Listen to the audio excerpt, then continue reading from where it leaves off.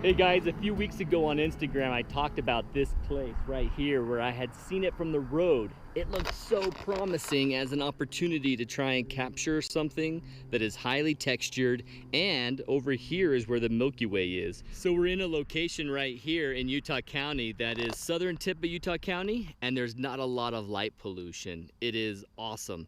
The Milky Way is visible over here. Where the sun is setting, the Milky Way is practically already, because once the sun sets, the Milky Way is practically vertical, completes being vertical, and then tips over before the ball of the core completely goes down below the horizon. So I'm out here on a solo photog adventure today. I am going to capture the Milky Way from this spot. I'm going to try and get the nice textured cracked ground in the foreground right close to my camera with the Milky Way vertical up in the distance. So trying to avoid any damage to the cracks and putting a footprint or two in my frame, I'm gonna go this back road through the forest, find my way into this spot, and check out how it looks with my camera. Let's go down.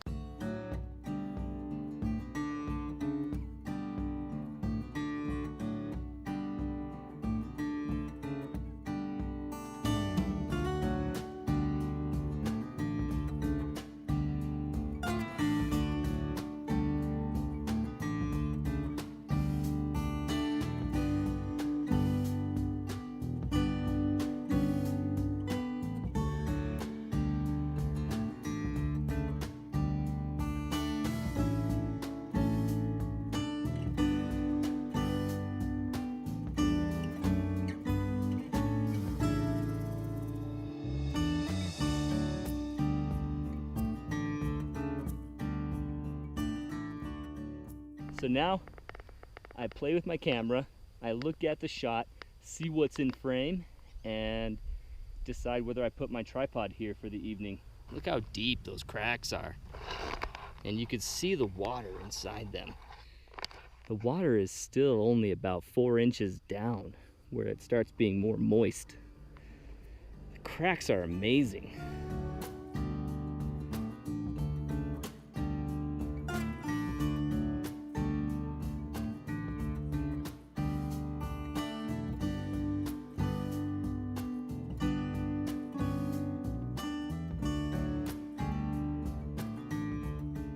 I've been around with my camera, I've checked out how it looks on this lens. This is the lens, my Tamron 15-30, that I'm going to be using tonight.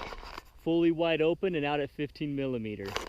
I'm gonna use this tonight on my Canon 6D, so I know that this is the frame I'm going to see when the Milky Way is out.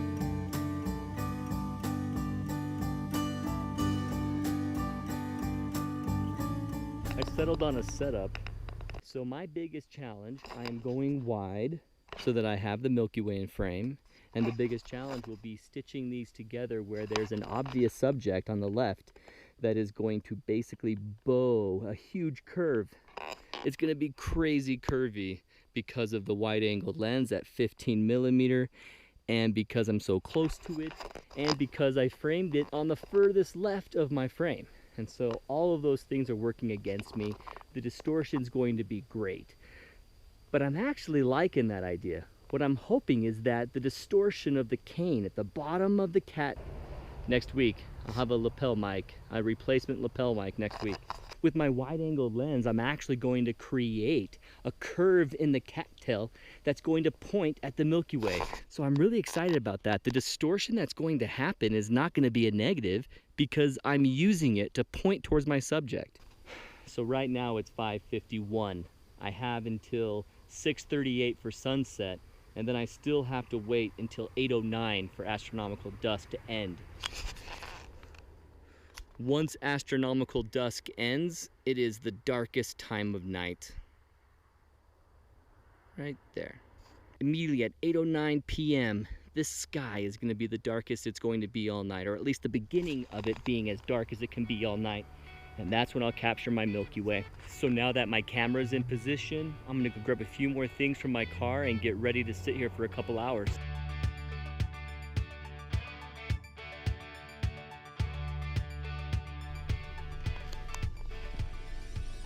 I'm back in the car because I can see the camera from here. Just right there is the camera. And so why do I need to go out there and sit in the dirt when I can watch it from here? My Carson Lumi loop. Definitely don't want to forget this. Focus can kill my Milky Way shot. But what else am I forgetting? What other things do I need to do before I go out and do Milky Way photography? Hang with me and I'll give you my first 3 out of 10 things you should do before Milky Way photography. Number 1, the first thing you should know is the moon and the Milky Way. There are options inside apps like photo pills to quickly know and understand the moon and the Milky Way. All right, the moon is gonna set for me and the Milky Way shows up, and the Milky Way is visible from 328 all the way to 532, and that is my window of opportunity to see the Milky Way without a moon in my way.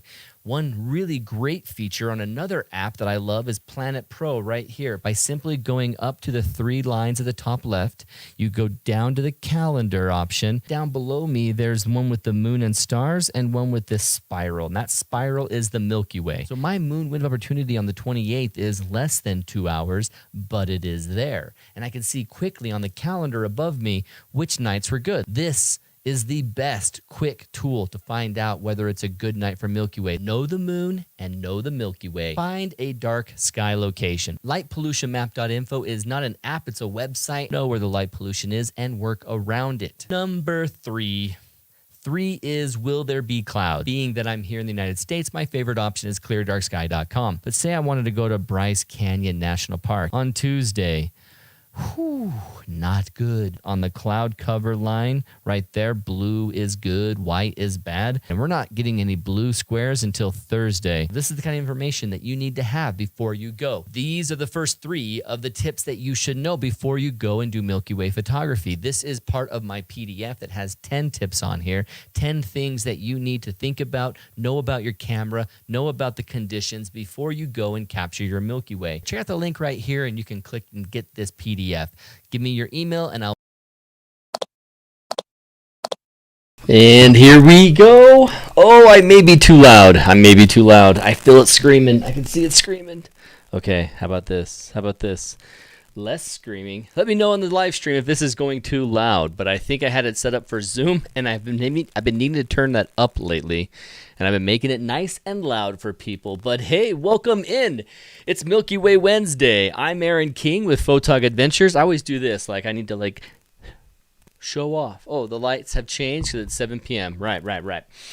Aaron King with Photog Adventures right here. Better. It was kind of loud. Trying to learn Brazilian Portuguese, right, Kathy? Oh, that's cool. That's right, she has a family member that is from Brazil. So that is awesome. So welcome in another Milky Way Wednesday. Last week we celebrated images, and because there were so many submissions, we are going to keep that rolling for this week and next week. Sounds good now. Okay, good. Thanks for that confirmation, Steve. Welcome in, everybody. Let's bring in the group so you guys can see all who is here hanging out once again.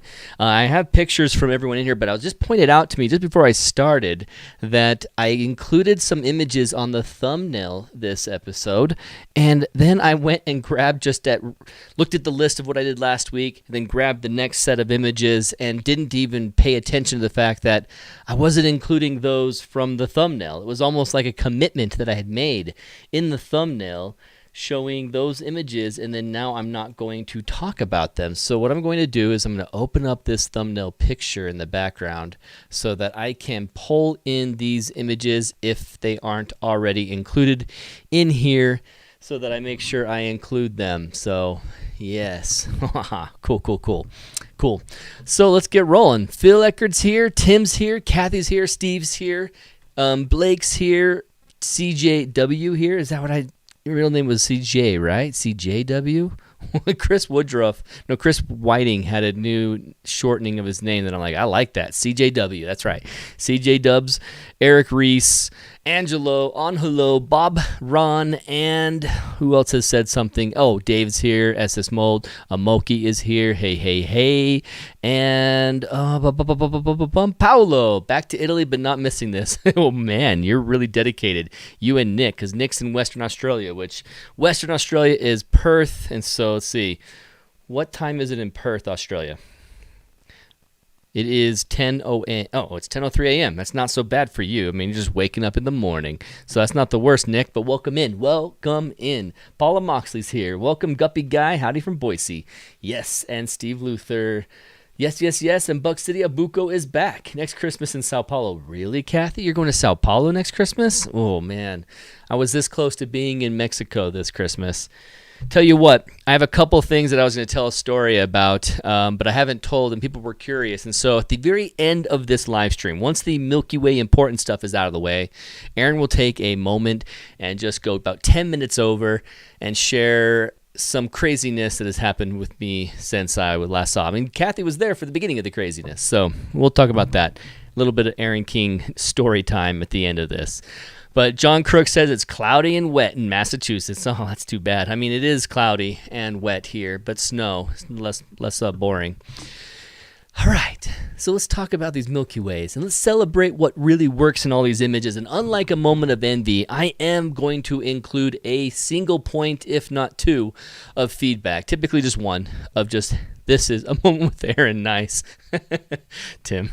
And so it's just like, this is going to be a chance for you to hear one thing that could have gone better in your image. Not that you have failed, that mistake was critical and it's crucial to you having success in photography. In some cases, yeah. But most likely I'll be having one little point of addition, say, hey, well, you could have made this even better with this, maybe this. And some of it's opinion, some of it's going to be absolutely critical. So let's go through it and let's chill and hang out with our friends here. Okay, moving the screen over to that screen. So as you can see, I have my iPad out and I have several images chosen to go through, but I've also got some that are mandated from being up on this list. So the subscriber best of 2024 thumbnail that I use for this episode means that I need to go into these pictures as well. So apologies to Tim and those who are not in this current list of being like drawn on, but we will be featuring them and hanging out with them. So let's start off with the one that I do have on my iPad, and let's do a little moment of envy action, which is my favorite. All right. Oh, and you know what? I need to pull into this image here so I can see who it came from. It is, I'm just going right past it. John Wecking. Let's get the information in here. So this is an image coming from John Wecking. He shot on a Canon EOS R6, and this is Camp Road Falls number 2. And just, it's so interesting how sometimes an unnatural light source can really make an image shine. And so I'm going to feature that. It is so good. Oh, all over the place. Here you are right there. Cool. So looking at John's image, the first thing that stands out to me is already that, hey, Nick could appreciate this. This is the Southern Hemisphere sky. We have the large and small Magellanic clouds right here. And in fact, I am going to go to this baby. So large and small Magellanic cloud. Small one is the smaller one. I don't know if you needed me to point that out, but those are in the night sky in the Southern Hemisphere, and we do not see them in the Northern Hemisphere, and it is sad. But then looking at what is typically, this is, whenever I draw the Milky Way, I draw it like this, and there's always this larger circle for the core and then the smaller circles next to it. And usually it's the big core, the bigger, slightly bigger, then a little slightly smaller. And then it just continues like that with some smaller circles. And then when you look at the full thing, if you were to draw the whole thing, the small circles would just continue. And you would just have circle, the same size, because that side of the Milky Way is just really plain, quite simple, quite boring. I shouldn't say boring, but quite lesser. There's less stars there. And so when I look at this side of the Milky Way that he's featuring, he's actually featuring the small circle side of the Milky Way band. This is what should be very hard to see, not pull out too much, and not featured very strong, and you need the core to make it more featured. Let's just pull in one of my other images and you can see what I'm talking about. I was featuring this image when I was out at the pond few years back, 5 years back, I think at least 6. And it's 2024, Aaron, and that was 2016. So I guess it's almost 8 years, coming on 8 years this October. So this picture is of the core on the horizon. And when you don't have the core spreading stars from here to here, you have the lesser part of the Milky Way band. When you look at like a panorama and you see what's going off from the right to the left, it's not only large panorama core on this side and then down to a thinning, but it's like it fades away. The detail disappears. And where is that section of the Milky Way? Well, let me pull up my favorite app on an iOS device. It is Sky Guide. Let me show you over here. Let me move this out of the way. Go away. Go. Oh, it looks like I'm going to enjoy it. Nope, not going to rate it. Sorry. But when you look at the full Milky Way band, and you can see where it goes from the core on the left side out to the winter side, well, if I were to get rid of this horizon, the horizon that makes up my ground, turn off the ground, none, and you continue on the Milky Way and you go down, from our boring side of the Milky Way goes into the large and small Magellanic Clouds. And when you look at the core in the south, this is confusing with the sun right on top of it right now, and it's not going to let me rotate. Oh, you can't, huh? You're not gonna let me just control it. It's gonna go at this angle no matter what. It's just that time of the day. It has to be that angle. So if I go to here, can I play with it a little differently? No, darn. Okay, so down here where you have the large and small Magellanic Clouds, can you let me move off of that? You're really gonna be stuck. Huh. I win, I think. Oh, I'm winning finally. All right, large and small Magellanic Clouds. That is in a section of sky that we don't even see in our winter. It's still below the horizon. When you think about our winter Milky Way arch, it's basically this, where it goes up like that and goes all the way down to Cassiopeia on the right, and we see the Orion constellation right here. Well, off to the left of that and further, you see Canopus, which kind of dips above the horizon in America. I think in Florida you can see Canopus mostly, but we don't see it here in Utah. It never dips above the horizon zero mark. And the large and small Magellanic Cloud, I know this because they mention it in Contact.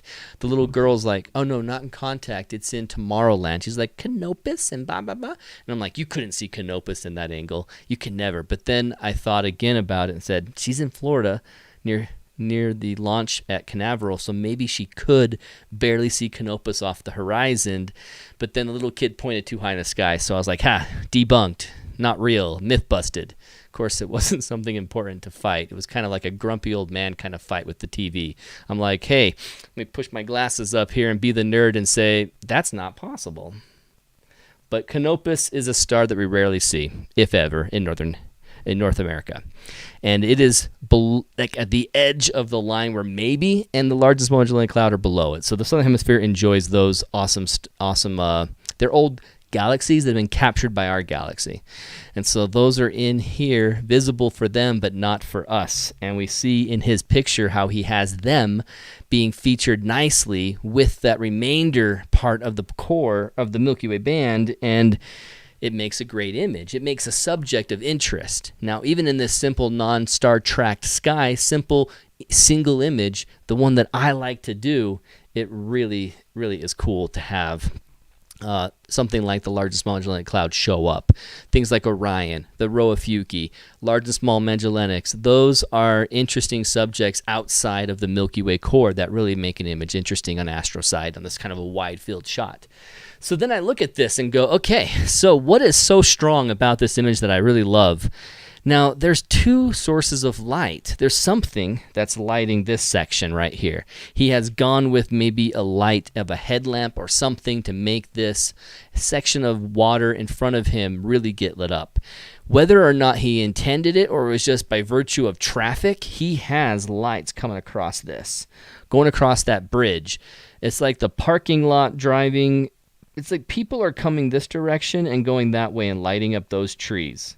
but they're not lighting up this side of the tree, so it makes me think that the lights might be a car that's on the inside of this heading this way, and that's why this back side of the trees are not getting lit. And so perhaps it's going that direction. But the thing that stands out to me is how strong the wispiness of the waves right here, the crashing. I guess it gets a little bit, some rocks, or there's a waterfall, something that really builds up the wake right here. And then there's a little bit of water mist coming off. On top of it is just this crazy glow of light coming across the bridge as some cars driving through. And that really turned out to be good, where normally it's bad. You get something like a artificial light or a car pulling in, it ruins your shot and it pisses you off. But instead, this made John's image even better. So John Wecking, fantastic shot. I think with what little you had to work with, you created something really interesting. And the light color of blue, the light of the yellow, and then just the transition of the sky up there, it's really quite terrific. Whenever you deal with a night sky, it's great to have something that breaks the plane, something that breaks the planes, I always say. And if you're completely new to this concept, let me draw it out real quick so you understand. You already know, and you've already been familiar with the rule of thirds. Let's pretend like that's at the third. Wow, that's really bad. And so you got something like this that is the rule of thirds. Oh, in fact, I had to actually bring up this. You didn't even see how bad I drew those. Of course, they're not even better when you look here. So you got a rule of thirds. Like you got this tiny third and this chunky third and the tiny third. It's not drawn correctly. But the idea is that something actually comes in and breaks the planes. Whether it's going entirely vertical only and breaking one plane, two planes, or it's coming across and breaking a vertical plane here, but then carrying over into the right and breaking a plane there. So it's taking the third markers and breaking over them. It's something of interest that breaks over them. If your entire image was just subject of foreground down below in that first third, and then the Milky Way core continued and broke through and did this, that's just not enough of an interest. A big rectangle of 1/3 that has something interesting, and then the Milky Way. Now, the Milky Way obviously is very interesting, and it can carry an image in some situations, but for the most part, an image without something else in the foreground breaking the plane, counterweighting that balance of the giant Milky Way, and then there's just empty space over here. Unless there's something else there balancing that out, it just isn't strong enough. And so I like to recommend, for a basic beginner thought of composition, something to break the plane. Well, in this case with John's, he had something very simple. He didn't have anything over here that did much, but the tree line breaks the plane. And the tree line also has these organic humps of height. And it's like this part of height is different than that height, different than that height, different than that height. And that little different separator between height is far more interesting than if, say, there was just one tree that popped up and broke the plane. Like an isolated tree right here and nothing else, it wouldn't be as good. And so having that organic line, that shape going from right down to the left is really good and really strong. And when you're in the southern hemisphere, it's different. But the northern hemisphere, we get this Milky Way that does this shape across our sky. And we end up with this triangle here. Let's go with blue. This triangle space here that's empty. And so having something that's on the left that's going to organically go from high down to low and then frame that Milky Way can be really quite an awesome shot. So thinking about some of those things and some of those points about composition, I look at his image and say that he has a great balance going here where he has the light catching my eye. It's absolutely catching my eye. Get back off eraser. It's absolutely catching my eye right here. And then I kind of spend this V going between these two light points. Magellanic Clouds, the star line of the Milky Way band going up there. And then I'm paying attention to the silhouettes of the trees and going down into the water. I mean, the light on the water really helps too. You've got the glowing yellow and the glowing blue. It's really good. So you have a good balance. You have something out of practically nothing, John, that is working really well, and you're featuring something that us here in the Northern Hemisphere are not able to see that often, and it's great. Oh, Ryan, keep on keeping, dude.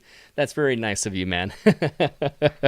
So then you've got this shot, and what would I do differently? I mean, if there was anything different, we have a very heavy interest of stars here. We have a counter-heavy, countering that and helping spread. Like if this entire space over here had nothing, it'd be disappointing. He thankfully has the large and small Magellanic Clouds. But what else could there be? Is there something that could have broken the plane over here and gone with the trees? That would have been great, but in this location, obviously not. It had to be a completely different location. So just thinking about this location alone, is there anything that he could have changed? Anything that he could have done differently? It's like if you're going to come here and be at this spot, the fact that he has the car trail lights going through there to make what is kind of a gross looking bridge actually look interesting with that glow, and the fact that there's a mist going, it's kind of the best of everything that he possibly could have done. I mean, we could get nitpicky and be like, oh, crop out this. You know, like, we're not trying to talk about stuff like that. For the most part, overall, the best way to feature this is to just have the Milky Way here. And if it's possible, I don't know from the location yet, if it ever gets here, then I guess that could have been better. If the line of the Milky Way band was here and the Magellanic Clouds were off to that side, and then we have this extra space taken up by the trees, it'd be even more balanced. But I don't know if that's even possible in this location without double checking. So this is great. Awesome job, John. Let's go into the next one, and let's actually feature someone from the thumbnail. You were here earlier, so I am going to mention you now because I know I don't have you. Oh, it's Tim. It's another Tim shot. That couldn't be it. He was not the one I mentioned, because the Tim shot up here is way better. Sorry, Tim. I love this one way more. And so we're going to look at the one that is...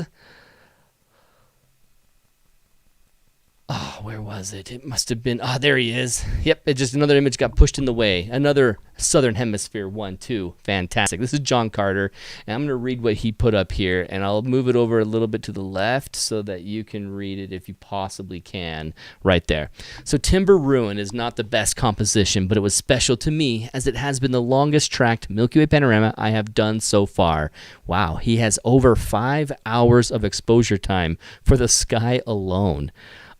You being disappointed in the composition is too bad, because it's actually quite terrific. Yes, I know you got the clutter of the power line right there, but other than that, balanced where it is, I guess it's got the bit skew. I don't know. Overall, it just has a flavor to it that I like, despite the fact that it's not balanced, weighted, like level. That doesn't bother me. The fact that it's going up and has this...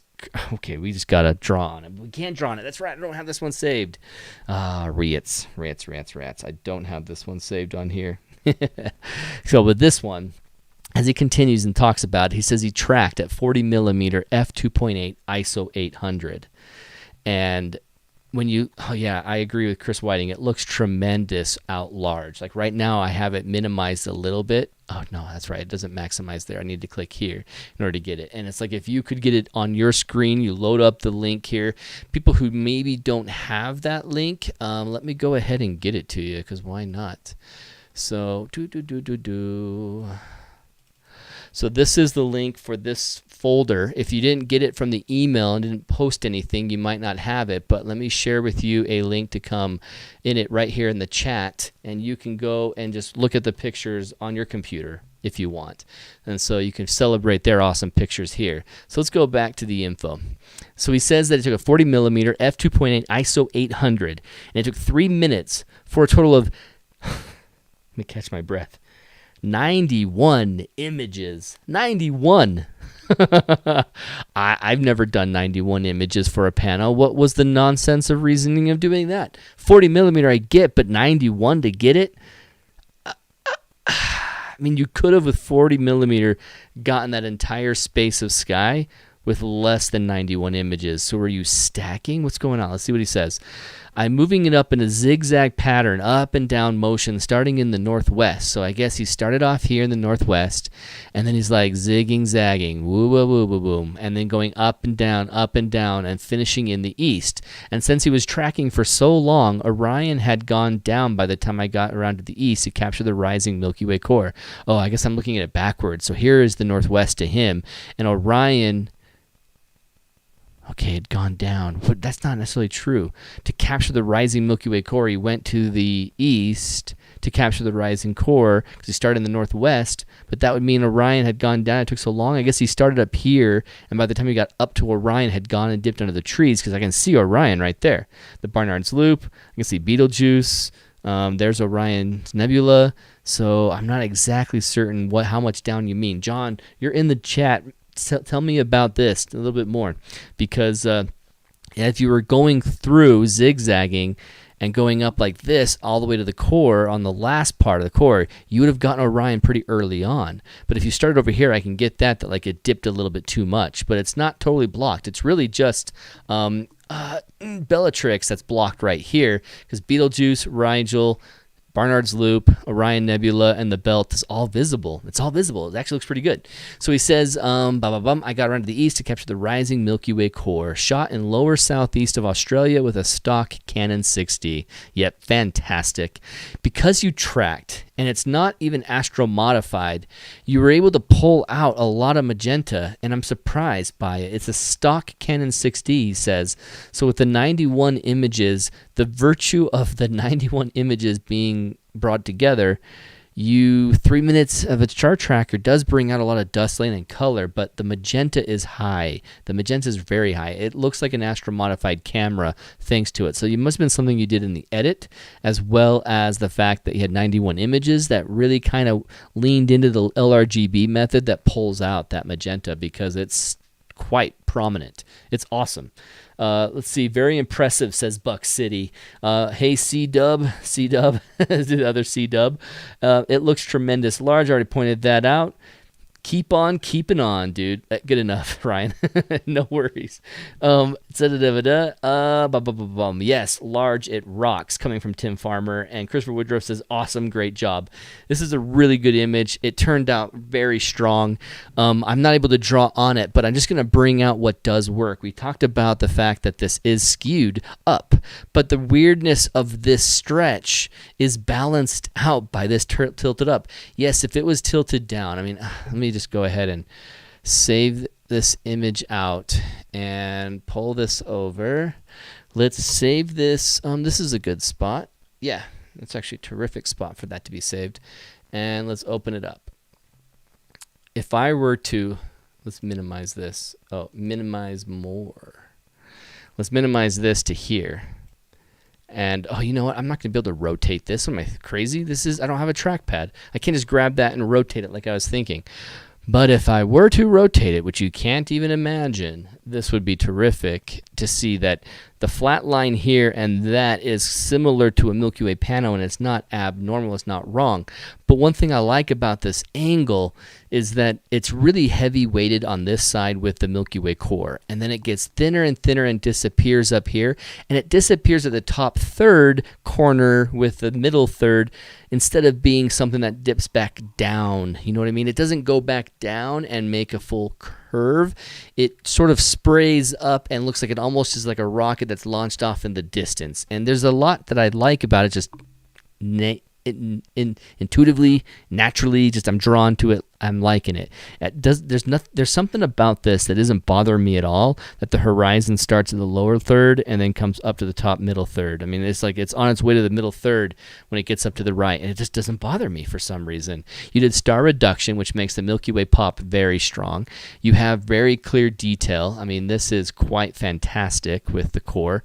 And the way that the dust lanes peak and go all the way up to the Rho Ophiuchi, man, the resolution is starting to get better as I zoomed in, and some things have loaded, so you guys can celebrate how glorious. Like they were saying, it looks amazing large.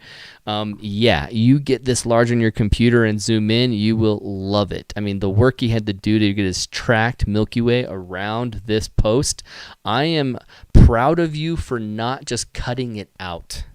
It'd be hard not to. You had probably the means to do so. Plenty of images that would have worked to clone that in there, but at the same time, it also might have been a weird gap. Maybe you even tried, and it's like, whew, but you got the power lines out, so they're not distracting. It's just a little bit of clutter there, but this weight right here on this left side, carrying up and spraying to the sky, it's something amazing to celebrate. Oh my gosh, I'm talking way too much about this and the other one before. This is terrific. I love it. The color is great. Even though our color balance and post is completely different than each other, we all do things a little differently. You'll see here that this is more akin to what Blake Fair did, but then you'll see a bunch of single images that just have nothing of this kind of color in it. And we'll be celebrating completely different outputs. But it's just really good clarity on the large and small Magellanic Cloud. I mean, look at the detail on this. It's going to load in here in a sec a little bit more, but It's solid. Oh, here he goes. Stop being so fuzzy. That looks really good. That's cool. That's a really good shot. John, well done. 2 in a row from Australia, and they both are terrific shots. One with a lot of core Milky Way and one with less, and still did a terrific job making something interesting out of it. So a lot to celebrate. Let's go into the iPad again. Chris Whiting says, I don't know if I have the patience for that. 91 images. No kidding. And Tim Farmer kind of agrees. Not that many. Well, some of my trail shots have been 500 images, but it's easy to stack them. It's not the same when you're like running a time lapse of 500 images versus going through 91 controlled, zigzagging up and down. Well freaking done. So let's jump over to this one. This is another one with the color of magenta showing up, and I believe what we have here is an Astro modified camera for sure. Let's go up to Arjun Singh's. It doesn't say, but I still believe it is.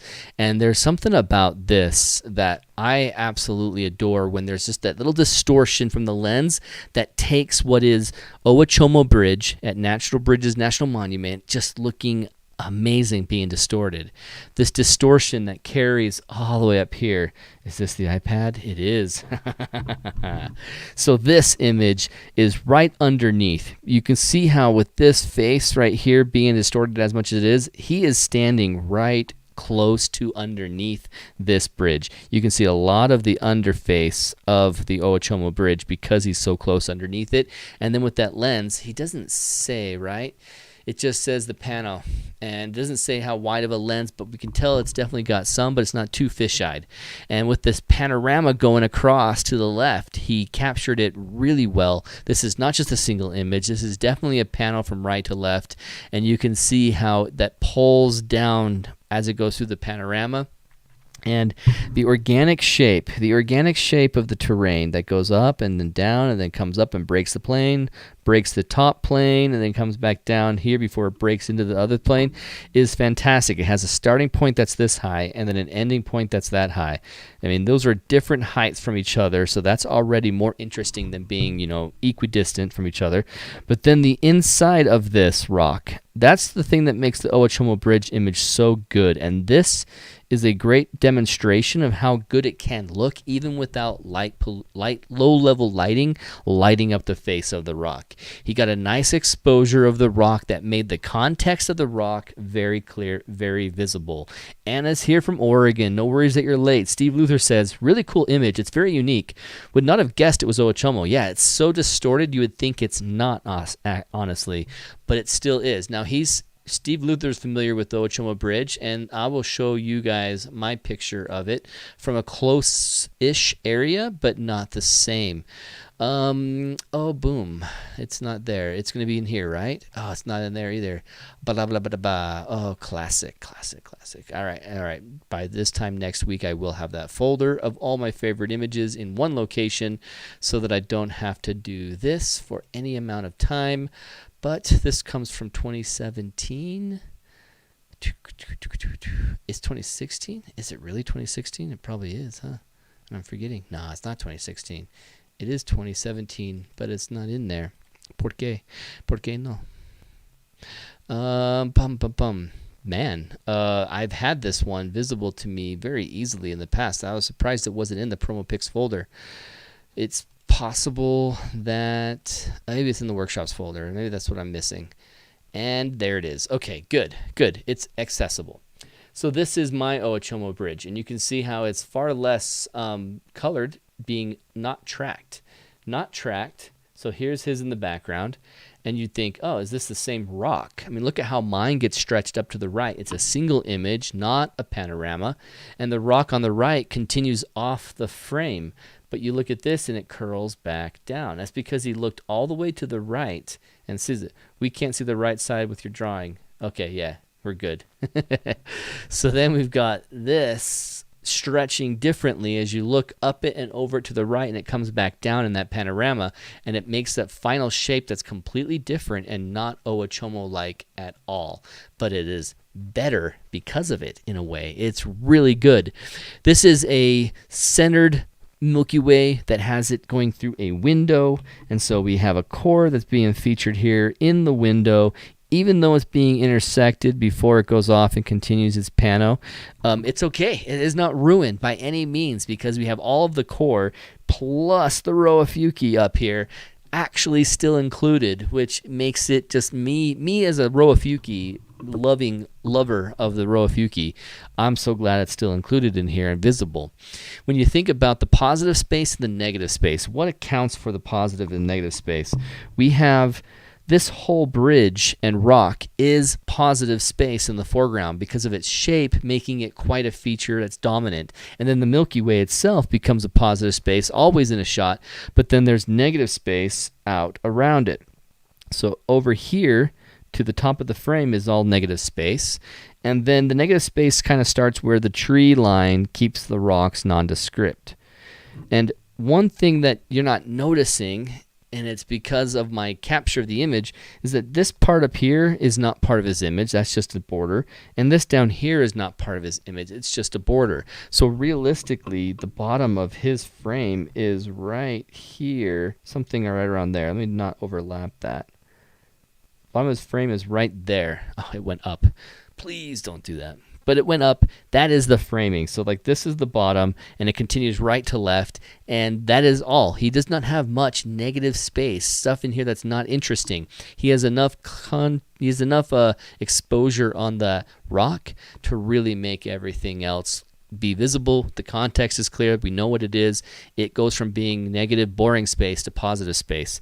And at some point I could cut off right here and say this is all negative space, but because of the shape and the way that it continues from right to left, everything that builds the shape is a positive element and not a negative element in the image. Now, we're not talking positive as in good, negative as in bad, but just as in that balance of negative and positive space, the vacuum versus the full of something space, and the way that this is repeating right here kind of starts to delve into the negative space, but the shape continues and it's easily one or the other, and it just takes a debate on whether it is. So let's go back over into his image here, where you can see it without my drawings on it, and just celebrate this great image. What could we have even done differently? It's like it's not perfect, but it is perfect. I mean, there's only like a little bit of weirdness in some stars. I mean, you can see that he had a cloud that came in that started messing with the shot over here. Like if I zoom in up here, you can see that there's a cloud right there. That's not bad. That's just fine. If it went over the core, it'd be bad, but it's not bad. It's not even over any part of his Milky Way. I mean, he has just some imperfections in his stitch up here that he could make better. And I guess that's the only thing I can say, Arjun, is that you could make this perfect with fixing that kind of rain cloud of repeated stars. It's just something has happened up here that took away from perfection. But I mean, other than that, it's nearly perfect and it's brilliant. I love it. I really, really, really do. All right, let's go back to my iPad. Next image, please. All right, Keith Kennedy's shot. This is the kind of capture that every one of us can do if we put out the time and effort to go to the dark sky location close to home. And this is something that I wanted to celebrate, because you go out to a location that you've seen that has just a little bit away from the city, or it's plenty away from the city and might have a chance for a Milky Way sky. And this one does. Even with the local light pollution of the house right here and the other buildings on location, it has not ruined the visibility of the core. We don't have the dark, crazy dark sky that is happening in this image, but maybe I'll take away all of my drawings so we can appreciate his image here. Let's go full. Boom, boom. So this is a star-tracked image, bringing out the sky, taking a skeleton and putting a fuzzy caterpillar body on it, and it's just so vibrant and bright. We go and see the Milky Way with a single image. It just doesn't bring out much more than that. I mean, this is my own image of a similar type. This is a single image shot right here, and it loaded somewhere in the background. Oh, it didn't load at all. And now, this is single image, simple skeleton frame, but a really dark sky location. So between this and Keith's, The only difference is that Keith is not in a very, very, very, very, very, very, very, very, very dark location. And so you look at this and celebrate what he has done with it to really make it sing. And I am loving this line. I am just loving what is happening with this line right here as we go taking up this way and brought down this path. And our eyes are drawn up to this lighthouse. And then the lighthouse is pointing us into the path of the Milky Way itself. And he did a good job of purposely getting himself out here. I'm sure that he drove to the lighthouse and then had to backtrack, possibly entirely along this path in the dark, and then look back towards the Milky Way and the lighthouse. And so he put in the effort to make sure he got the image just right. And with our negative space and positive space, we have the positive space of this leading to the Milky Way, and it's very thin. And then everything else around it is negative space. You have all this stuff is negative space, going into this. And so how does he work with that and balance it? He's got this weaving leading line to break up that negative space. Otherwise, he wouldn't have needed this much space to here, back and forth right here. He wouldn't have needed all that much space. So it's really good that he had that leading line. Otherwise, you can be closer to the lighthouse and bring it in more prominently. So you look at this shot and you celebrate all that is good about a light polluted area, but not that much light polluted. And you celebrate dealing with what is happening with lights happening in the city. In the area. You have lights that are visible in the frame, and you still can get the most out of it. It's cool that those lights actually give us a nice contrasting line of light and shadow right here on the lighthouse. Makes the lighthouse more interesting than it would be without. And then, let's go big picture, and then we get the Milky Way lined up really nicely right here, right next to that lighthouse, and it's featured very strong, and I love it. This is the kind of thing that if you had never captured a Milky Way before, the work of just a single image like this and the right composition and the right exposure, you can accomplish it as well. This is one of those really beautiful beginner shots. And I think that's going to come off as a disappointing critique of Keith. I don't want that to be that way.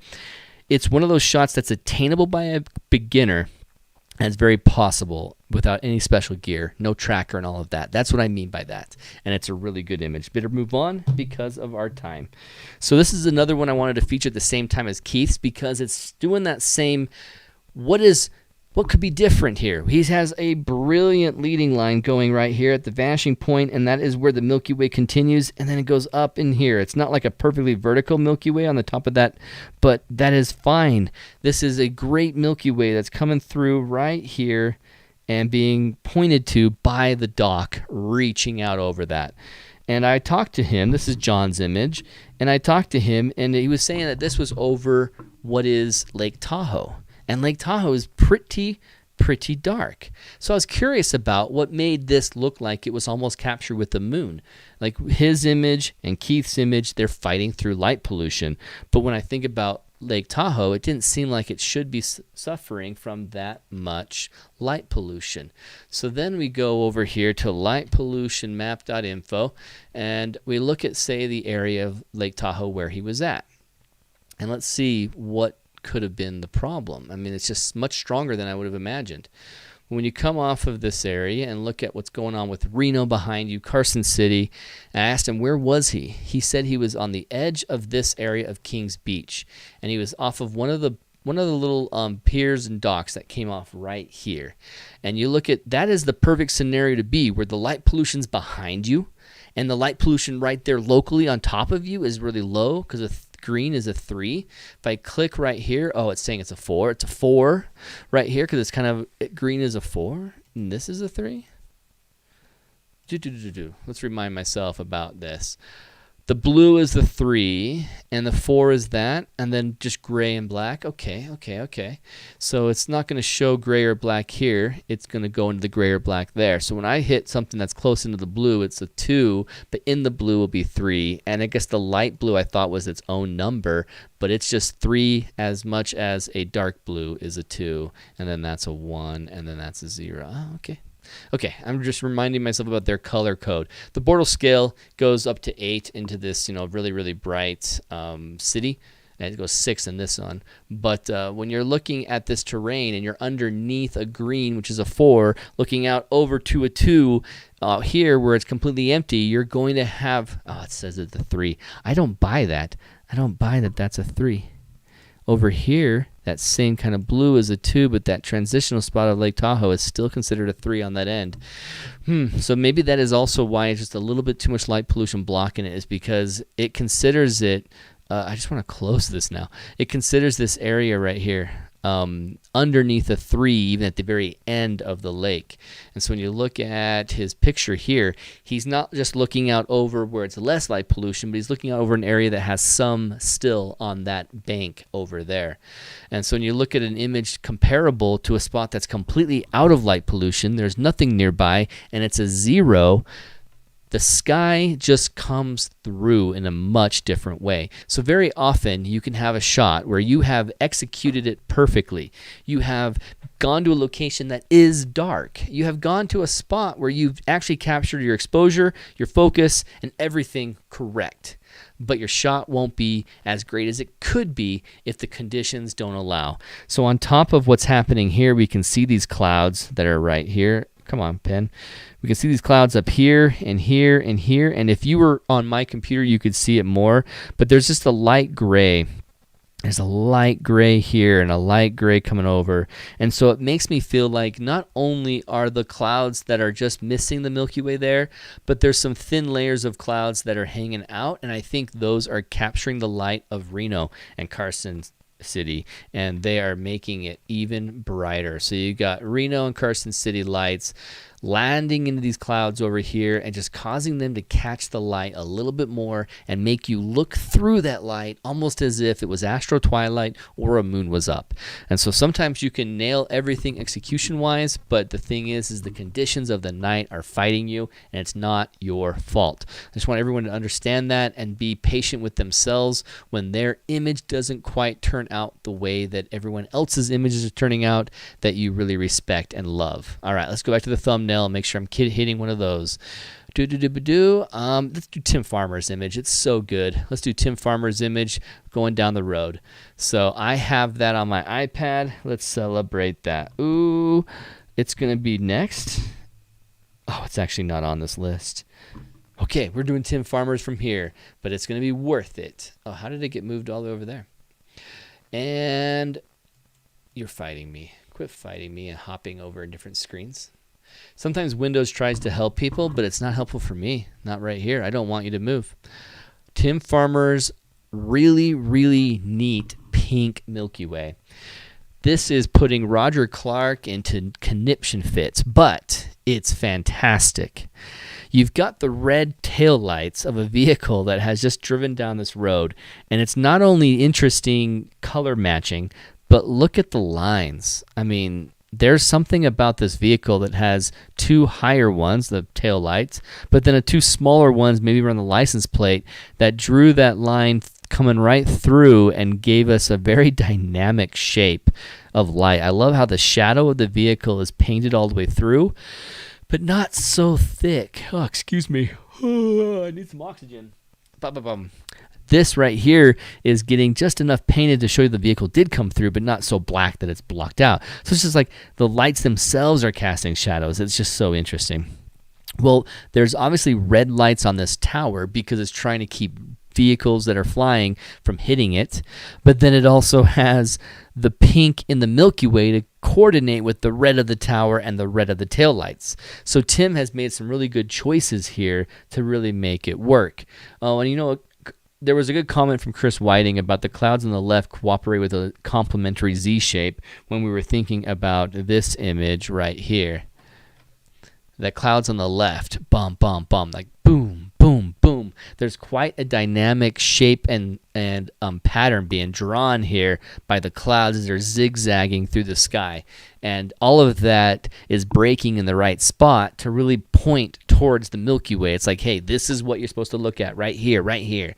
This is the stuff that's of interest. And so it is a really good shot, John. It turned out really well. So back to Tim. Oh, man, dude, this is a cool shot. What's interesting about it, too, that maybe people don't notice right off the bat, is that the Milky Way is just massive. Why is the Milky Way massive? It's because Tim was really far away from this tower. Does he say in here what lens he used? 50 millimeter. Man, I haven't been talking a lot today, so now I got to take my breath in. Lesterville area, it's a light road, and he's got the 50 millimeter on. So 50 millimeters telephotoed in. It's not like an 85 or 100 and something, but it is still tight on the core in a way that when he has tracked, I'm assuming you tracked this shot, but it's possible he didn't, and he just post-processed it to be nice and vibrant, because without seeing the dust lanes, I can't necessarily tell, but it's astro-modified, isn't this? Because the magenta is really coming out really strong and making the Lagoon Nebula disappear. Actually, the Lagoon Nebula was down right here. So this has got to be astro-modified. And this is really good looking. I love with these intimate shots of the core, where the core takes up the frame from the right to the left. It really sings and it really comes strong through. Now, what could he have done even better? I mean, the fact that he color themed it in a way to match with the gaudy pinks and reds that are showing up from the tail lights and the tower lights, you can't really critique or fault him for having a Milky Way that has no white lights in it. You know, there's no white source. There should be some sections of white, and white balanced out a little bit so that the nebulas inside of that Milky Way core pop off separately, you know. But overall, from corner of his frame down to this corner of the frame, he's got that color motif going all the way through. And so I can't fault him for that. I can't. I don't know what I would possibly change. So this is just, let me think about it. If I could give Aryun something to advice, I got to find something for Tim. And Aryun says, thanks, Aaron. It was super hard to stitch and blend due to the curvature of the arch. Oh, I bet it was. Hey, Ryan Luna made a comment that I missed. It was all caps, and I totally missed it. It's like, Aaron, that image, oh, wait. He just removed it. No, it bumped. Oh, you did remove it, Ryan? No, it's up here. Okay, cool. My all of a sudden everything just popped up there and moved him up. He says, Aaron, that image is a comment from the photographer regarding the processing. So he does, and that is Aryun's probably. So let's see. It's probably from comments and not the info, and that's what I needed to go back to. So let's check it out. There's the comment that I was missing. Thank you so much, Ryan. He says it was a 20 millimeter tracked pano. So 20 millimeter gave us the idea of how wide the focal length was. It wasn't as wide as like 15 or 16 like I thought maybe it could have been. It's only 20, but because he's so close, it worked, and it stretched it down because, you know, you're dealing with a panorama. It always does. I mean, you guys have probably seen my train trestle shot from the past, but I've also got one that I took in 2000 and promo pics. And I took out in 2018 when I was doing the Milky Way. Blah, blah, blah. Oh, it's not there. Why is it not there? Is it in the top 10 fave? It's not in the top 10 fave, no. But with these images, it actually gets featured being a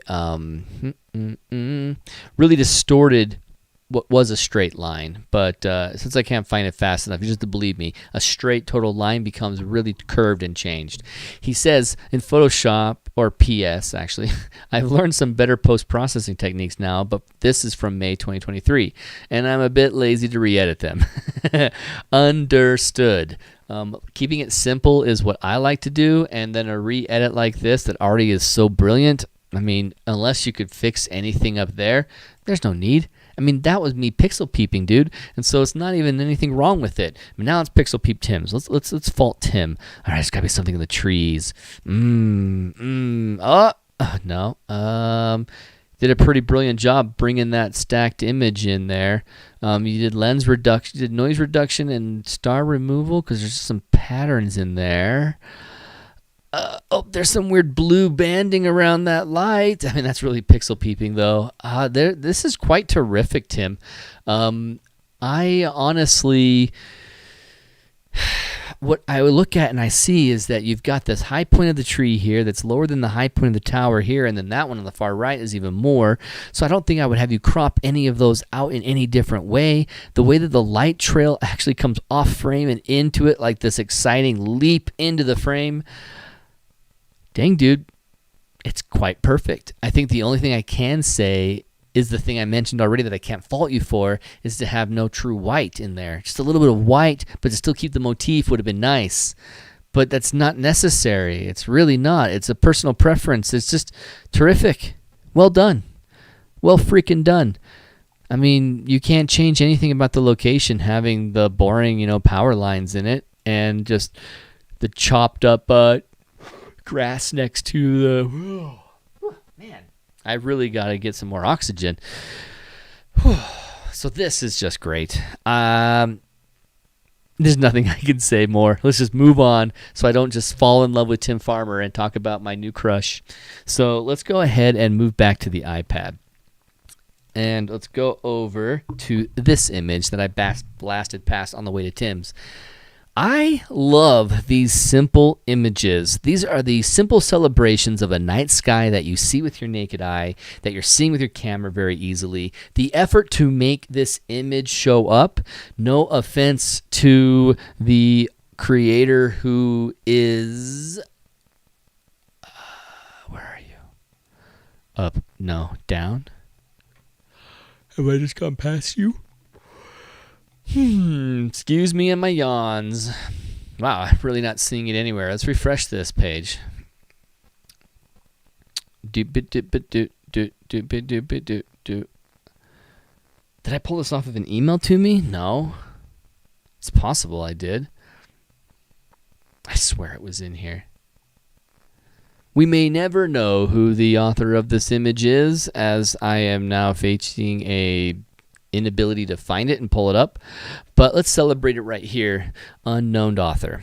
This right here, even though I say is something simple to create, I don't want to diminish the effort of creating the shot. I mean, where you went, where you were out at night, you got away from the light pollution. Maybe you're just out with family camping and friends camping. You decide to pull out on the road and go for it, but you're out in the dead center of the road. And let's get this out of the way. You can really feature that dead center of the road and the path, and then just taking what you have.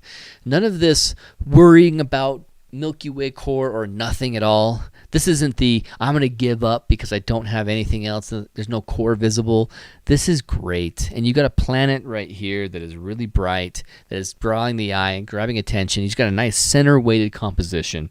Whether by your own virtue of luck, or by virtue of recognizing that if you step back 20 yards or move forward 20 yards, you would change it. But this right here, I better do that in a different color. This highlight of these trees, they're at different heights, that makes it far more interesting. Obviously, the biggest thing he would have decided basically is, do I move back and get more trees in the shot or move forward and cut these trees off? He could have decided that. He or she could have decided that. But it's not likely that he or she spent that much time thinking about all these other points, because they're just the virtue of being on the side of the road and in the distance, and they have different height points. If there was another tree that completed this V, this V right here that has this chalice shape, and have it continue up and go equi-high, like equal height as this, it would be kind of strong, but I like that it's not. It's a different sort of compositional balance that I lean towards, my own bias leans towards, of having something that is different height here versus different height there. I love it. It's quite terrific looking. It features the stars of the night sky in between the canopy of trees, and you've got just thousands, hundreds of stars being featured here. That is part of me. I love that. I don't do star reduction because of it, but those of you who have done star reduction and have celebrated it, it's because it does look so good. It really does. All right. Whew. 4 minutes. I'm making it just in time. No, I'm not. Not even close. Oh, gosh. Okay. I said I had a 10-minute thing going, so let's not give them short shrift on these pictures. It's mine, Aaron. It's Steve Luther. Steve Luther. That's who it is. Good job. Well done. So this is Steve's shot. It did come from an email, I think, and that's what I'm missing out on. But love it. Let's go into another one and celebrate the vertical love. This is leaning Milky Way. This is something in the Northern Hemisphere we only ever see after September. In August, we get to a vertical Milky Way, and then it starts to get bright again. And so it's like you kind of at the very end of the night, the very end of August, you could probably get something like this. But this is a September, October Milky Way, and it's a lot to be said about this photographer. And what is it saying? It's saying this one likes adventure and doesn't give up when the season's kind of over. And that's Ron S. I love it. It's very clean, and it has a brilliant reflection down here of just kind of a completely perfect reflection of trees. And the tree line is in the distance, and there's a gap here, and it makes you wonder if these trees are ghost trees, because you kind of expect them to be right on top of the shoreline, but they're not. They're further back. He has a comment here that I better pull up. Chinook Pass, Washington, taken September 2023. This is a small pano at 40 millimeter. Look at this. This is 40 millimeter too, and he doesn't have 91 images. You were nuts taking that. Was it Nate or John? You took so many images. It's so intense, but I loved it. And so with Ron, he captured a 40 millimeter, tracked the sky for 60 seconds. The ISO was 400. The ground was 90 seconds at ISO 1600. It's not his favorite for 2023, but one that he found to post. And it's actually quite terrific, though. It's really clean. There's this depth of field between the trees up close, the trees here, and those hills and rocks, and then the distant mountain. That's all to be celebrated. And then the sky, while not perfectly dark like some of those locations I was showing you out there in, Owachoma Bridge, it has this softness to it as it goes up, a soft feel, and it looks pretty terrific. The way the balance goes, being from the right to left here, is quite interesting. It is quite terrific the way that it works this way, and I like it a lot. It takes what was going to be maybe nothing going on over here and gives it something, but it also leans over from where our eyes were being drawn by this lake. It's pulling us to the left here, and then it kind of continues off here and goes back to the right. So we swing in and swing up with this shot. It's really an idyllic scene. I don't know if this was something, Ron, that you captured right off the side of the road and this you pull up right there, or if you had to walk around in the dark to get here. But you can see that either there's a road right here with activity or a campsite with activity of artificial light. And so maybe you walked from there around the lake and up the hill and took this picture. It's brave and awesome to do, to get out and do this kind of stuff. And the shot turned out really well. It's Sky Point's Tacoma, Seattle area. Right on, Ron. Okay, cool. Just do one more image that's on the schedule before I call it for the night. Maybe two. I want to talk about Blake Fairs, but I'll give Blake Fair full attention next week. I told him I'd talk about it today. Okay, let's do all three of these. Let's go a little late. And then those who want to hang out for the story can stay a little bit later than that. So this is a lighthouse shot. And a lighthouse shot is taking care of two of my main tips. And, I keep mentioning them, so I might as well pull this up again so I can reference it so people know what I am talking about.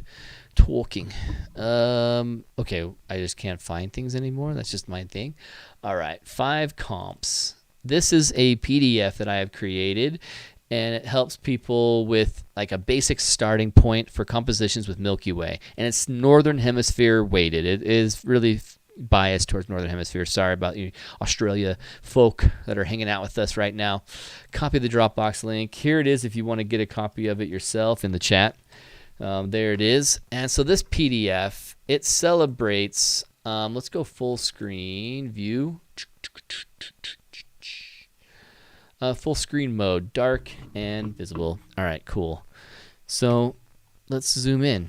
No zooming. Not allowed. It will be allowed, but I can't go to the right, so I have to just go to a full screen here. Oh, not that full screen. Let's go to a. Oh, I've removed it, or it's down here. It's either gone or yeah, I removed it. I removed it fully because I like this more. So I'll just kind of pull back a little bit. Just my image is cut off. That's fine. It's just fine. So breaking the planes is mentioned here. Balance the negative and the positive. We talk about the weight on the left is what I want to feature. When you have a Milky Way that's in the northern hemisphere and you've got that triangle shape, that 45-degree angle that the Milky Way is doing, you get some weight on the left to take away all that negative space. And that is what has done, and their name is Andy and Susie Rollins. So Andy and Susie Rollins have created this image, and they have that really well captured picture. Oh, you know what? My image, I apologize, the iPad is just a little bit fuzzy on the lighthouse. You can see how perfectly crisp it is here, but not crisp on my iPad. So if anyone's noticing that, that is entirely my iPad's fault. Just the way I saved the picture down, something made it a little soft, I am not certain. But they have the perfect way to take up what is the negative space between this Milky Way and sky. They have some weight on the left, and an interesting subject being the lighthouse and building. It is terrific. I absolutely love it. And I know I've learned in the past to just not draw on lighthouses.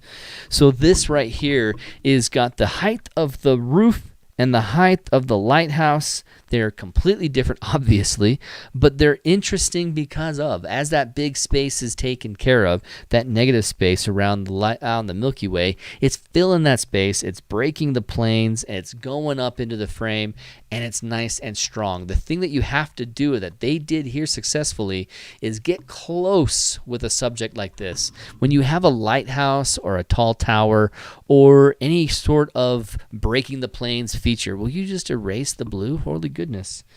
Man, this iPad thing is so touchy sometimes and so non-responsive sometimes. So you look at this, and it's taking up that nice space on the left, and because they got closer, it broke the plane and went up higher. If they had gone further back to bring in more Milky Way of the sky, that would just take this Milky Way, this lighthouse right here, and just zoom back, zoom back, zoom back, zoom back, and make that lighthouse just not even prominent enough to be called the foreground subject. It would be a mid-ground, flare. So it looks like it's sharpened here. Oh, it looked okay on your end. All right, good. Hello? That's awesome. So, and Ron, back on his last picture, he was saying it was a side road, and the elk and the other animals spooked me, so I didn't go in the woods. I forgot the bear spray. Yeah, honestly, I'm spooked all the time, so I don't blame you whatsoever, Ron. Completely agree. So Andy and Susie Rollins, this is a good image, and the only thing that you could have pulled off even better than your compositional strength is like if the clouds would have cooperated with you and allowed you to be in focus, because you can see how we've got the blast of clouds moving through here at quite good speeds, enough that in their long shutter of 8 or plus seconds, it looks like they've moved quite a bit, and they're just completely blurred out. And with the fact that these clouds exist in such quantity or just big, they're definitely leaving some thin clouds in between here, and those thin clouds are bloating the stars and making it look even crazier out of focus. So if there's anything you could do on your end is hope that you go back there for a different condition night and have the clouds get out of your way so your focus can be perfect. And then the last thing, I'm going to add one more thing because the clouds are probably something you can't change. Well, they aren't, but the focus maybe on your end might have been bad, but it might have also just been the clouds. So there's something down here, like you've got a subject of these rocks, and you got some light that's casting a shadow on this building. Could you control that light? Probably not. I bet that light is local there and you can't turn it off. So I would question whether or not you want to leave in these rocks down below. There's some space here that you can reclaim and just crop them out, move the camera a little bit, maybe make a little bit closer relationship between the lighthouse and the stars, maybe. It's just something to consider, but at the same time, because the light hits these rocks and then the plants are green and lush and looking good, this isn't a hideous distraction down at the bottom. It's almost a anchoring complementary item of interest to make this space between this fence and here not just be repetitive kind of muck of the road. It's actually better that something is there. See, it's not cooperative. I had totally erased all of that and then it all came back. So that is a great shot, and a lot of things that can go well. Here we go. This is a good one for me to teach something as I end at 8:06. Okay, still got good time. Good timing to go into Blake's shot next. Okay, well, finale would be Blake's. This is something you can never plan. Not only can you never plan it, but even if you do get lucky to have a meteor strike go through your Milky Way, you check that image later and you're like, I can't even see it. You can't even see it most of the time. It requires one to be close to you and very bright for it to do a streak like this. This is so cool. The timing of it to go in the spot that it was, I love it. I love it. Let's see if we can get the name of who created that shot. Susan. Susan sure did this. Awesome. Because this is just great. I mean, when you get that kind of thing happening and it's not a satellite and it's not a plane, how do I know? Because it tapers off on both ends. It tapers off, gets thicker, and then tapers off. That is a meteor. That is a meteor blast. And that streak of light was so bright and so vibrant. It really, really looks good. And this Milky Way core, there's something like confusing about it. Like there's something missing. Like I can't even tell the Rho of Fuki necessarily. I think it's right here. Like I can't see the V of the dark horse. It's like, is this a different location than I'm expecting? And these are just higher up. It's just an interesting kind of confusing core, which I think is resultant of an underexposed shot for the sky. But because the meteor shower, the meteorite came through there, it's so worth it and terrific. It's really good.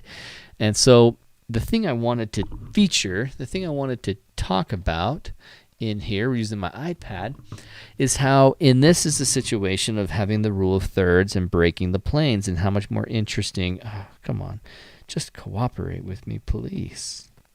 Let's do this. And this. Ba-bum. Bum bum, bum bum, bum bum. That's somewhat of a rule of third. I'm a little bit overdoing it on the bottom versus the top, which I think I shouldn't do because I wanted to talk about this part of it specifically. Okay, cool. That's more accurate. So in the bottom third contains the entire foreground. You have the foreground starting here, here, and here. Now, I can go through and say, hey, the height here and the height here is different. But because it doesn't break the first plane, it's all lost. It is personal bias. On top of that, it really is lost to being just a footer. Everything's a footer. There's nothing else that's a prominent foreground subject, which also makes it so that the fact that it's not lit up by any light is fine. It's great. It's just a silhouette that puts context for the Earth versus the Milky Way. Now we have this extra light that's happening right here, so it makes me wonder if this is some sort of lake shore, and that's the lake having some water hitting the edge and foaming up a little bit, frothing a little bit, and that's drawing the light there, but there's some line there. Maybe that's water. Well, when you look at this area, it's just not going to be the perfect area for a Milky Way shot because you just don't have something breaking the plane and making it more interesting. So this could have been better if there was something else in the frame to make that foreground more interesting. And my eyes are starting to get tired. Whew.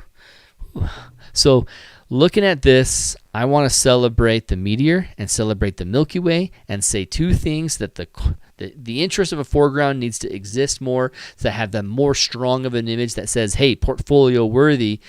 And on top of that, there's a little underexposure on your Milky Way that can be resolved, that if there was more exposure, you would have more detail and more information happening on your Milky Way. Not just to say more detail of and more exposure, but if you Star Trek it, it's going to go insanely more detailed, like this image coming from Blake Fair. Now, I have some background information from Blake on this that I want to read from a text. So this is a Goblin Valley shot. This is a panorama that he captured there. And he says, this is obviously a drop-in Milky Way. So he had a drop-in Milky Way here from the road. So what was going on, he says, he shot the foreground from down in the valley in the off and on rain. And then when he got back to the truck up there by Goblin Valley, like not far, he noticed it started clearing. So it just became awesome that it cleared up. And that's when he captured his Milky Way panorama. So he captured it from the picnic area that we talked about last week. That picnic scenic area right there at Goblin Valley. He captured the sky, and then it combined it with, in a composite way, his foreground panorama that he has there. So this is a shot with a Milky Way of 2 rows, 35 millimeter, 8 shots per row. So the top row of sky is 8 shots at 35 millimeter, and the foreground was 8 shots at 35 millimeter. And then he adds another comment just for me that I will not repeat because he specifically asked that I don't. A drop-in Milky Way is something that can save a night, and sometimes is necessary. I personally am still on the side of not doing it, but I don't hate or berate anyone who does, especially when they say it, and it's a drop-in Milky Way it's a composite, and they mention it. But this is such a good shot. Susan, from the last image, when you look at your Milky Way as a single image Milky Way, it's not as much detail as a Star Trek shot. I get it. But at the same time, like my shot of a Star Trek, is it still up? Yeah. My shot is not Star Trek, but it does have more detail than your image here. And that's the thing, that you need to get that exposure right. And I encourage everybody to push their exposures up a little bit more. Because as much as you think you can try and pull it out in post, a little bit different post-processing here, and you'll get it out better, it's not going to work the same way. In a dark sky location with a simple 8 seconds, this is what I'm getting. And this is 8-second, 8,000 ISO. There's so much detail in the stars in a simple single image that's not stacked, it's not tracked. And if it was tracked, it would look like this, and it could be brilliant. Now, the thing I love about the Star Tracker is that it brings out color because you have the long shutter. The more shutter, the more color. It is terrific. You're welcome, Blake. So this right here, the core is on fire, and I call it this fiery caterpillar, this big furry, fiery caterpillar that happens around the Milky Way, where we have a skeleton in our single image stuff, and in a Star Tracker, it just pops. But then if there's air glow at all, like he's getting that night, oh, it's intense. It's intense. And some people really have amazing portfolios with this highly colorful, highly vibrant Milky Way. And if you're not getting this color in your Milky Way, do not worry. It's not something you're doing unless you are doing a Star Tracker and you are post-processing it the exact same way as Blake. And so don't worry, don't be too hard on yourself. This is conditions of the night combined with a Star Tracker, combined with Blake's flair for editing. And I love it. You see a lot of Blake's images that I share them because I really like his photography. And this is another one where it really takes Goblin Valley and does a panorama scene that is just another one that I'm jealous of, that I'm hoping to do myself. Okay. 8:15, almost went too far than I committed to. So I was able to get through every image that I was going to go through today, plus a few from the thumbnail. Not all of them. I think we're missing a few. I did Tim's, I did Arjun, I did John's, did Susan's, did Andy, Susie Rollins, did Ron and Steven. Oh, wow, I did everyone, even this awesome one from, I'm forgetting the name right now. Sorry. The name was, that's not the right part of the app. It was, going back, we've got to celebrate it again. John, it was John Carter. And then the other one was Nate, right? The other one from Australia was Nate, if I'm not remembering wrong. Pulling through the list of images that we got for next week. I can't wait to do some more. Oh, this is going to be good. This is going to be good. I might have to do a bonus session. There's so many more that's been added. It wasn't Nick, was it? Because that's a different image, but it might have been a Nick. I'm not seeing it anymore. Why am I not seeing it? I can't see things that I want to see. It's weird. It's right here. It's this one. But I'm not seeing it when I scroll through. Try again, because I know it's there. I saw it. Just right there. John. They're both John. John Carter and John Wecking. That's what's confusing me. I keep thinking I'm forgetting the name, but they're both John. So you're both named John. You're both Australian, but you have different last names. Okay. Confusing. All right. Awesome. So this is such a good scenario of celebrating this.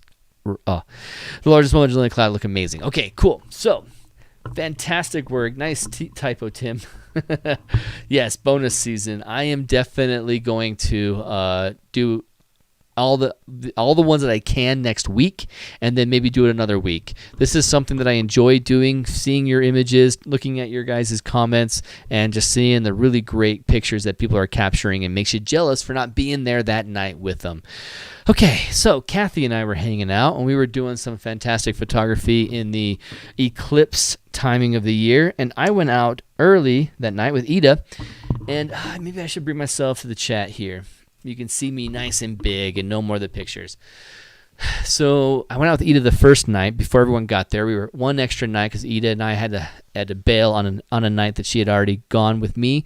And since I owed her an extra night, we did one night there and enjoyed a fantastic chalice-shaped capture of a foreground that had the distant factory butte underneath a distant Orion. And it was a good shot. It was a fantastic shot. And nothing happened that night. Climbed around rocks, sat in awkward positions on like a steep hill, and it was a fun night. It was so crazy on those rocks that I took a picture and some video of it, which I probably should have brought up here, just to celebrate how crazy it was. I woke up the next morning with a sprained ankle, and I was like, wow, I have a sprained ankle. My ankle's sore. The next day after that, get some sleep, Aaron. Yeah, I do. I'm not just yawning for oxygen, I bet. I'm probably just sleepy. And so then I have this fat ankle on the second day after that. It was just a little painful the first day. The second day was fat, so I'm starting to ice it and make my ankle feel better. I've walked on it in the next night. I walked to Long Dong Silver, that rock out there, on that ankle. And it's like, okay, it's fine. I walked on it. It's not really that bad. And then the fourth day, it was really painful. And the fifth day, it was like, I can't walk on this. Let's force it. Okay, that's nice on your tripod. I like what you're doing.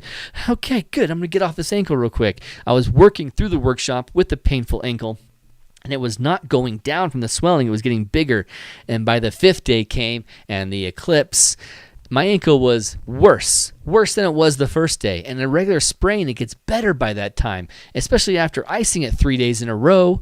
So I'm thinking, what is wrong? I went to sleep with ice on this, and it is just fatter, bigger, going up my leg a little bit. And now everyone's like, hey, Aaron, is that infected? I'm like, I think it might be infected. So I end up being there right up until the total annular eclipse. And then after the annular eclipse totality ended, it got to the point where I'm like, you know what? I should probably go before traffic's bad and get to the hospital just in case this is worse than I realize. If it is infected for a few days now, I've done nothing about it. And so I drove to Moab while they finished up their shots, and I met up with them that night. In Moab, the doctor said, I don't think it's infected, and I don't think it's a sprain. I think it's a spider bite. So that's Saturday, and it happened on Wednesday. So it's like, okay, spider bite. Usually it's bad after 4 days, and so it'll get better in 3 days. But put on this steroid cream, and you'll be fine. All right. 3 days later of agony. I mean, I drove home after the workshop in the middle of the night because I'm like, I just want to get home, guys. So good job on your pictures tonight. Have a great rest of your year. And I'm off. I'm going to go home. You know, it's like, let's get out of here. I can't use my right foot. I can't use it because my foot is in so much agony. So I'm basically in cruise control the whole way. Unless I absolutely have to, I'm not braking with it. So I'm just like staying off of the way of everybody, going a moderate speed so that I can just cruise control up and cruise control down, cruise control up, cruise control down. And I'm going through a canyon, so I'm having to do a little bit of braking, but not too extreme. Made it home on a 4-hour drive or 3-hour drive from there, and it is just agony. I'm like, this is one of the worst pains I've had in a long time, but I'll be okay. At least I'm home now, and I can elevate it, and it'll feel great. Long story short, Monday, Sunday, all go through, and it is just a moment of I'm up, elevated, I don't notice the pain. But as soon as I tip it back down, it's like the blood rushes back into it, and the entire foot's on fire. And if I want to go to the bathroom or go get food, I'm like, And it's like I have to psych myself up to walk. I'm like, and then I get up and I walk on it. And after about 10 steps, the pain is minimized. And if I keep like stepping my foot, so I'm doing the dishes or making my lunch, I'm just like walking in place. Because if I keep my foot walking, it wasn't painful. Well, Tuesday, 3 days of putting the steroid on it and trying to fix that, spider bite that I had no idea I got. It's not gone down. I go to the hospital again. And they're like, oh, this is not a spider bite. I bet you that's cellulitis. You got cellulitis, brother. You have a history of gout? I'm like, no, I don't have a history of gout. But you're telling me I have like an old, like stuck in bed kind of injury, my cellulitis? I did just turn 42. Is this the reality of being 42? Is that you get weird foot injuries out of nowhere? And it's like, I don't know, but I guarantee it's cellulitis. What do you have, Ron? I have the steroid cream. He's like, slaps it out of my hand. He's like, I'm going to throw it away. That's the worst thing you can do right now. Don't put steroids cream on this infection. He's like, don't walk on it. Don't move it. I'm like, well, okay, I've been hiking on it. I've been moving it a lot and applying steroid cream. Great. I've been doing the opposite of what I should do to my poor foot. So then I'm sitting there knowing now that it's an infection. I got my actual antibiotics and I go 3 more days and my foot that was just fat and red is now purple and red. And I'm like, oh, it's getting worse. So I go to the hospital again. He's like, dude, it's not better yet. And I think we need to do something with an IV. So let's go to the emergency room hospital so they can check it and do it. And that was fun. Let's just say that if I had a secret or if I was a terrorist and I had a bomb that I was hiding somewhere, what they did to my foot that day would have gotten all those secrets out. I would have told them anything, whatever they wanted to know. As they dug into my ankle and got out what they could, then they jammed 16 inches of shoelace gauze into it, and that was fun. He had a little like chopstick, and he's like, let me put some more in. He's like, how do you like this? I'm like, stop, please. Please stop. I'll tell you where the bomb is. I promise. I'm a good American. So it's like this was the worst feeling ever, but it was thankfully starting to get, it was feeling like it was heading towards the right direction. My massive foot was now a skinny foot, but after the next day, 2 days later, that's when it was like flattened with the wrap on it and purple and looking like, is my foot going into necrosis? Am I losing my foot? It was hideous and insane. Now I'm replacing the gauze every 12 hours and seeing my fruit leather foot, and I'm like, this is horrible. Like, there's one normal foot right there, and then there's the purple fruit leather right there that is called a foot that I can't move anymore, and it's agony to go and step on. This is great. 1 full week of that after that, and then it started getting a little bit better. Like the first day that I felt like, oh my gosh, I can walk on this a little bit, was amazing. It was amazing. And then for the rest of the month to the middle of December, I had a foot with a hole in it and shoelace gauze jabbed into it every 2 days, and it was fun. It was so much fun. But the infection went down. I didn't lose anything on my foot. I lost like 14 layers of skin, I think. It was a ridiculous nightmare. My foot was so bloated that it was just like stressed out of, I can't even twist my ankle down at that angle. Like if I put my ankle like this and then twist it on, like roll it to my ankle bone, it is tight and painful. But as far as like running and walking on it, I haven't ran on it yet. Like I've started gaining weight from being couch bound from October 20th, October 15th to December, and then December holiday candy and food. It was fun. It was a fun time. But now it's like, I'm starting to be able to move it again. I can walk on it. Everything's fine. It was insane. But it caused me to be on the couch and not going anywhere. And I wasn't thinking about anything. Like Kathy and Anna were texting me, and I was not responding to them. I'm like, I can't talk to you guys right now. I just don't want to think about it. I'm just going to watch this movie again, or this show, or this game. I played a lot of Zelda Tears of the Kingdom. It was a lot of fun in some ways. Thank goodness, though, a foot like Adam Sandler and Mr. Deeds. Yeah. How is it now, John? It's way better. Like, the hole is healed. I can take showers without trash bags wrapped around my leg, and it's terrific. It's on its way. I haven't run on it, though. I need to run on it. And, now that I put on my church pants and I was like, oh, yeah, I've gained a little weight, I definitely want to run, more motivated to run. As I was really enjoying that lethargic lifestyle. It was fun, but I need to get back out there. And so I'll tell you, John, on Monday, actually 2 Mondays from now, how my foot's feeling when I run on it. I'm not going to go too crazy with it, but it's not bad. I think it's totally fine. There was no damage to my ankle. It was just, it's the muscles, and the part that it was dug into is just hurting and is getting better. So, and then the crazy thing that also ended that is that I had a trip to Mexico to meet a girl. For some reason, I got to Mexico twice this last year to go meet a girl. 2 different girls, by the way. And I I unfortunately had my flights planned, I had my paid for, my Airbnb paid for, but right up until that moment, like Christmas season and that, it's like, oh no, financially I shouldn't do this. I shouldn't go. I shouldn't do it. So I had to pull out. I had to back out. I didn't get to go down there and meet her in Mexico and Mexico City. So I almost went down there. I was a really last minute bummer too because it was my Christmas and New Year's without my kids. So I was like, hey, compromise. Or consolation prize. Let's go to Mexico and meet this girl and hang out in Mexico City. It'll at least be adventurous. And instead, I had to cancel my flight within 24 hours and change the date to some other date. So I didn't lose my money on the flight, but I lost the Airbnb money, and I stayed home. And I was like, oh, that's sad. So here I was, hanging out. New Year's Eve, I went out at night on a scooter, and it was a lot of fun to be the only one on the road, driving in all 4 lanes, no traffic. And then like 7 minutes after midnight, everyone started driving everywhere again, and I lost the free road that I had. But I saw another girl out on a scooter that night. I thought, is this like our meet cute?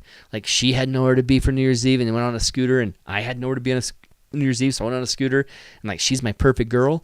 And then I started realizing that if I kept following her, she would not feel like I was her perfect man. She'd think that I was a creepy guy, and I better not see where she's going. So I went off the other side of the road and went the other direction, to not freak her out. But she might have been the one. So I'll help you with that ankle, but not with the girls.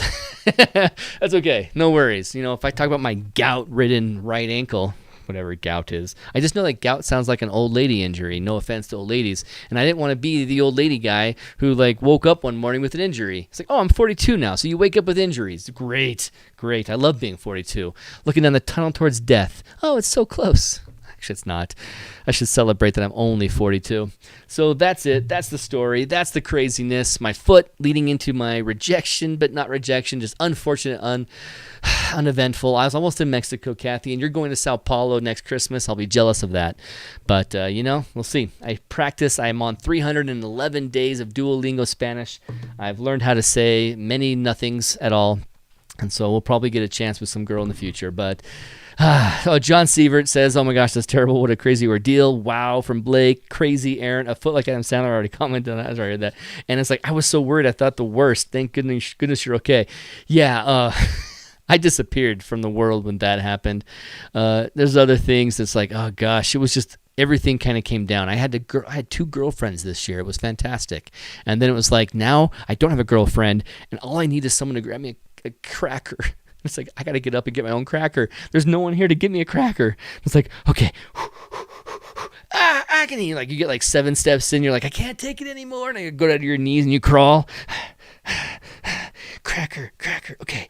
Hold it with my teeth, It's like, and then I crawl my way back to the couch, and then I lay there and go, and then like a half hour later, I forgot it even hurts. It was a weird situation. It's like, would have been a great time to have a girlfriend, that's for sure. But I am all in one piece, Tim, and everything's golden. And I'm back. And Viet Win says hi. Hey Viet Win. Nevada Hunter 83. Bonus season for sure. How do you submit images? I'd love a critique from you on one of mine. Okay, cool. So the link that I gave you earlier was the link to this photos, blah, blah, blah. But I have this in the emails to everyone. So if you're not in my emails, you probably didn't know about it. But let me pull it up. Oh, this is going to be harder than I thought. No, it won't be. I'll just go to Bitly. Bitly has it quick. So here's a Bitly link that'll take you to this same album, and that will be where you submit. Flash sale, no.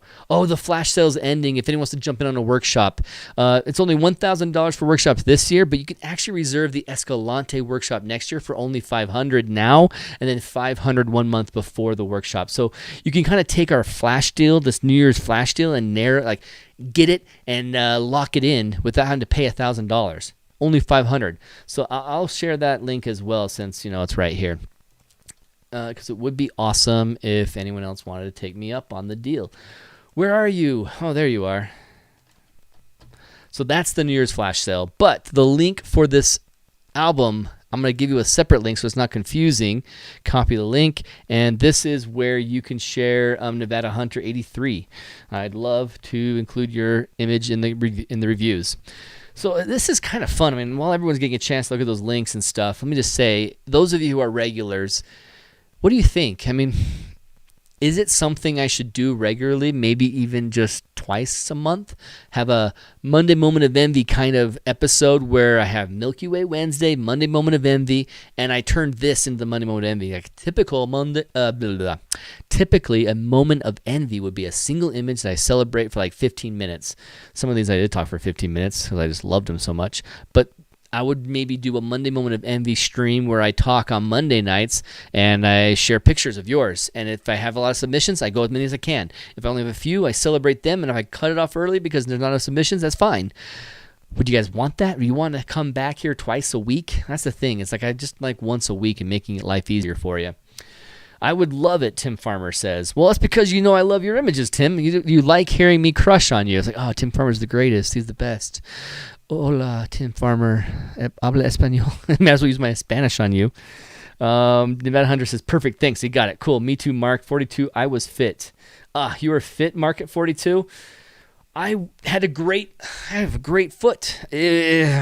I mean, everything is, I'm lucky. I have great mobility. I can hike and move around backwards and help my workshop attendees. And I can go backwards with their backpacks and help them. And so I have a great fitness. I'm okay. I need to lose some weight again, but whatever. That's just weight. It's called you eat food and then you give up. So it's all right. So everything is good. At 42, you guys would love to be 42 again. I know it. And so I got to celebrate that and not think about my granny injury that I had on my foot for a while. What about bump? No more comments. All right, cool. So I'm going to be doing a podcast, just so you guys know privately. I'm going to do a podcast where I talk about those workshop deals, and the podcast audience will have a link to go into them again. But there will only be so many of them open, so just take advantage of it this week as fast as you can. I'd love for you guys to come. I can't remember 2 times a week would be cool, Eric says. Okay, cool. LOL. Oh, I can't remember 42, Angelo says. Angelo. So long ago. I don't know how long ago it was for you, but man, I look down this tunnel and I see the number 50 and it's very close. I look back the other direction and I see 20 is like way down there. So I hate that feeling. I hate being that much closer to 50 than I am to 20. But I need to stop crying and complaining. My millennial generation, we're a bunch of whiners anyway. We're like better. We're better than the generations after us for sure. I mean, I know that you and I probably have a lot more in common than you do with the other TikTok generation. But I'm still a whiner, an entitled whiner. So that's me.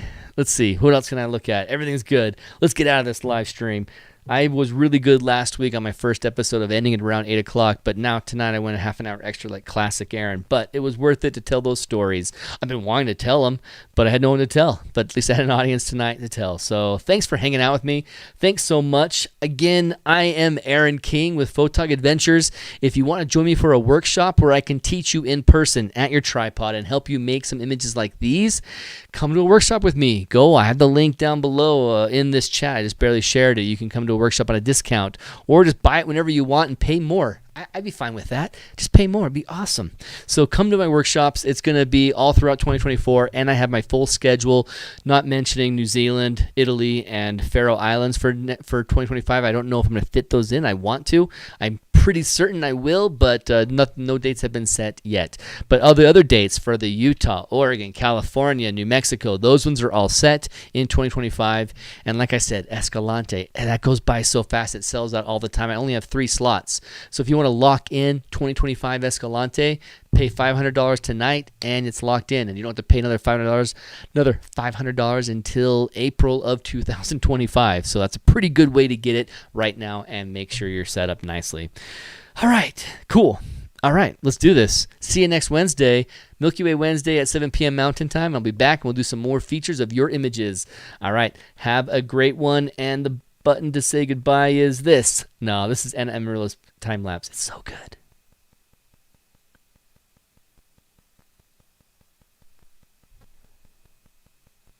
Oh, it's so amazing. I love that. All right, that's not what I should have clicked. I should have clicked this. See y'all later.